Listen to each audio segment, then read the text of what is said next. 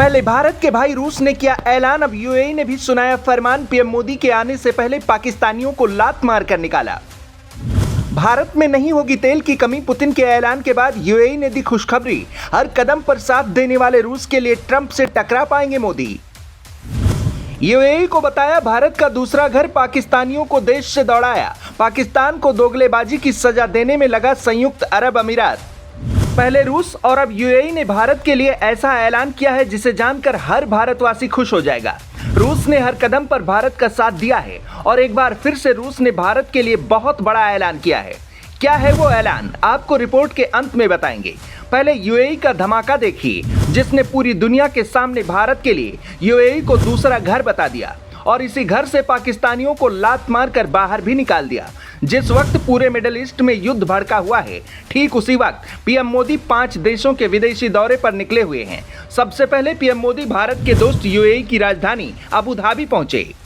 UAE के आसमान में पहुंचते ही पीएम मोदी के विमान को F-16 फाइटर जेट से एस्कॉर्ट किया गया। ये वीडियो सोशल मीडिया पर तहलका मचा रहा है।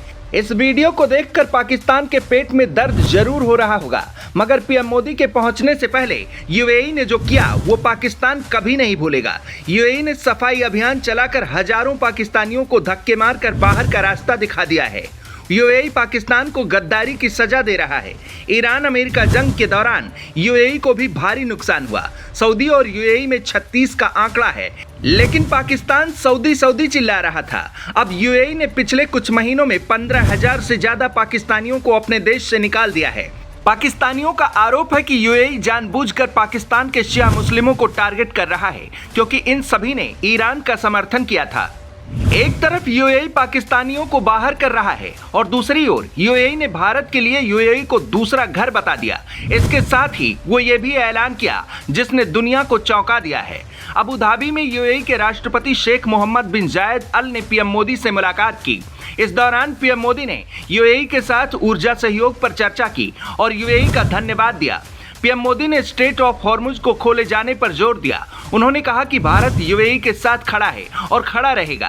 पीएम मोदी ने यूएई पर हुए हमलों की निंदा की, क्योंकि जंग के दौरान ईरान ने सबसे ज्यादा यूएई पर ही हमला किया है।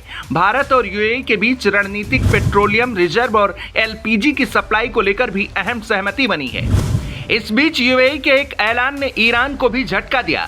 यूएई का कहना है कि हॉर्मुज के बाईपास से एक पाइपलाइन तैयार किया जा रहा है। इसे 2027 तक चालू करने का लक्ष्य है। बहुत तेजी से इस पर काम चल रहा है, जिससे गैस और तेल की सप्लाई में कोई दिक्कत ना हो।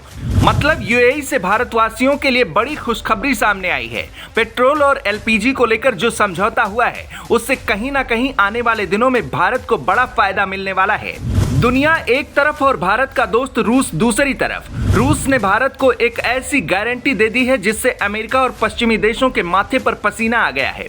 रूस के विदेश मंत्री सर्गेई लावरोव ने साफ कह दिया है कि भारत तेल की चिंता बिल्कुल न करें, हम ईंधन की कमी नहीं होने देंगे।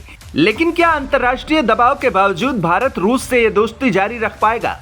दुनिया में तेल संकट होगा तो रूस भारत का साथ नहीं छोड़ेगा। लावरोव ने कहा कि जो लोग रूस भारत दोस्ती के भविष्य को लेकर चिंता पैदा करने की कोशिश कर रहे हैं, मुझे लगता है कि उन्हें चिंता नहीं करनी चाहिए। उन्होंने बिना नाम लिए ट्रंप को समझा दिया, साथ ही यूरोप को भी लपेट दिया। जब कोई भारत के साथ नहीं था, तब रूस ने ही भारत को हथियार और हथियारों का उत्पादन भी सिखाया। ब्रह्मोस से लेकर मशीन गन और T-19 टैंक भी भारत में बनाए जा रहे हैं। अमेरिका और यूरोप नहीं चाहते कि भारत रूस से तेल खरीदे।